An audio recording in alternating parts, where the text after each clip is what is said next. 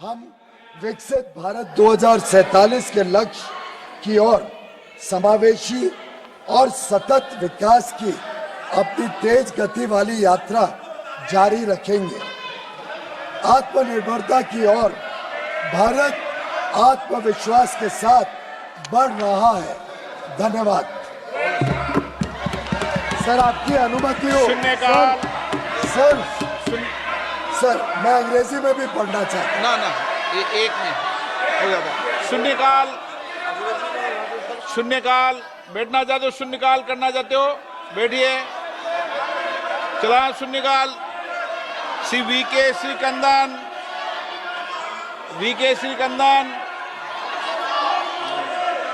चंद्र प्रकाश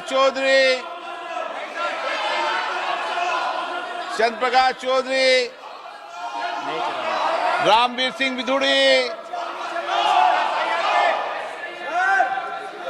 श्रीमती कलाबेन मोहन भाई देलकर,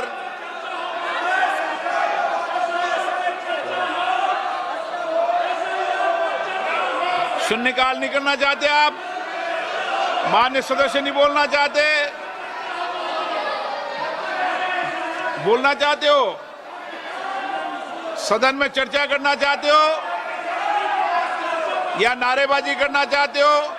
सदन में अगर चर्चा करना है तो अपनी सीट पर जाइए, और नारेबाजी करना है तो सदन के बाहर सड़कों पे करो। यहाँ नारेबाजी नहीं अलाउ है। जाइए। सभा की कार्रवाई शुक्रवार दिनांक 1 अगस्त 2025 को प्राप्त 11 बजे तक के लिए स्थगित की जाती है।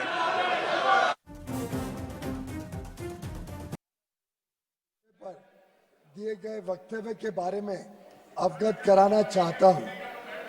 2 अप्रैल 2025 को अमेरिकी राष्ट्रपति ने रेसिप्रोकल टैरिफ पर एक एग्जीक्यूटिव ऑर्डर जारी किया था, जिसके तहत अपने व्यापारिक साझेदारों से आयात पर 10% से 50% तक एडिशनल ड्यूटी लगाने की बात कही गई थी। 10% की बेसलाइन ड्यूटी 5 अप्रैल 2025 से लागू हो गई है। भारत पर एडिशनल ड्यूटी 10% के बेसलाइन टैरिफ सहित कुल 26% की घोषणा की गई थी। मूल रूप से full country specific additional tariff 9 अप्रैल 2025 से प्रभावी होने वाला था, लेकिन इसे शुरू में 10 अप्रैल 2025 को 90 दिनों के लिए स्थगित कर दिया गया और बाद में 1 अगस्त 2025 तक और बढ़ा दिया गया। भारत और अमेरिका ने मार्च 2025 में एक न्यायपूर्ण, संतुलित और पारस्परिक रूप से लाभकारी द्विपक्षीय व्यापार समझौते BTA के लिए बातचीत शुरू की, जिसका लक्ष्य 2025 के फॉल यानी अक्टूबर-नवंबर 2025 तक समझौते के पहले चरण को पूरा करना था। दोनों पक्षों ने 29 मार्च 2025 को नई दिल्ली में आयोजित पहली फिजिकल मीटिंग की चर्चा के दौरान द्विपक्षीय व्यापार समझौते की बातचीत शुरू करने के लिए विस्तृत टर्म्स ऑफ रेफरेंस TOR को अंतिम रूप दिया। इसके बाद दोनों पक्षों के बीच नई दिल्ली और वॉशिंगटन DC में 4 दौर में फिजिकल मीटिंग्स हुई हैं, ताकि निर्धारित टर्म्स ऑफ रेफरेंस के अनुसार द्विपक्षीय व्यापार समझौते के अंतिम रूप के लिए काम किया जा सके। इसके अलावा दोनों पक्षों के बीच कई वर्चुअल बैठकें भी हुई हैं। सरकार हालिया घटनाक्रम से होने वाले प्रभावों का परीक्षण कर रही है। वाणिज्य एवं उद्योग मंत्रालय निर्यातकों और उद्योग सहित सभी हितधारकों से संवाद कर इस विषय पर उनके आकलन की जानकारी ले रहा है।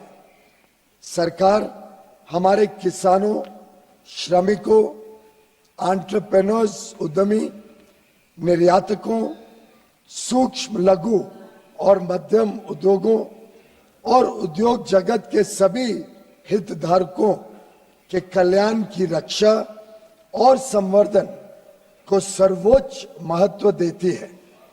हम अपने राष्ट्रीय हितों को सुरक्षित करने और आगे बढ़ाने के लिए सभी आवश्यक कदम उठाएंगे। मात्र एक दशक से भी कम समय में भारत फ्रैजाइल 5 अर्थव्यवस्थाओं में से निकलकर दुनिया की सबसे तेजी से बढ़ती प्रमुख अर्थव्यवस्था बन गया है।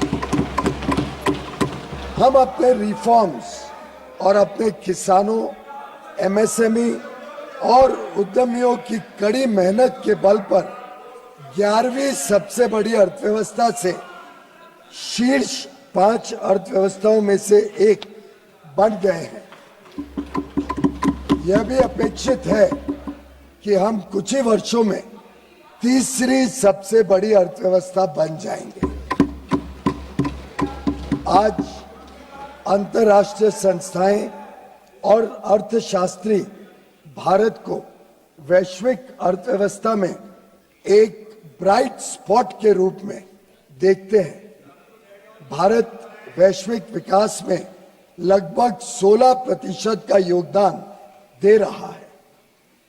पिछले दशक में सरकार ने भारत को विश्व की विनिर्माण केंद्र के रूप में बढ़ावा देने के लिए मेक इन इंडिया के अंतर्गत परिवर्तनकारी कदम उठाए हैं।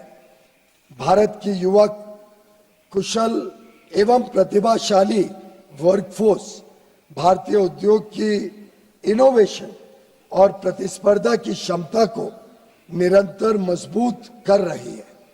पिछले 11 वर्षों के दौरान हमारे निर्यात में लगातार वृद्धि हुई है। तेजी से संरक्षणवादी होती दुनिया में भारत ने संयुक्त अरब अमीरात, यूएई, यूके, ऑस्ट्रेलिया और एफ्टा देशों के साथ पारस्परिक रूप से लाभकारी व्यापार समझौते किए हैं। हम अन्य देशों के साथ भी इसी तरह के व्यापार समझौते करने के लिए प्रतिबद्ध हैं। हम किसानों और भारतीय कृषि के कल्याण के लिए निरंतर कार्य कर रहे हैं, जिससे खाद्य सुरक्षा और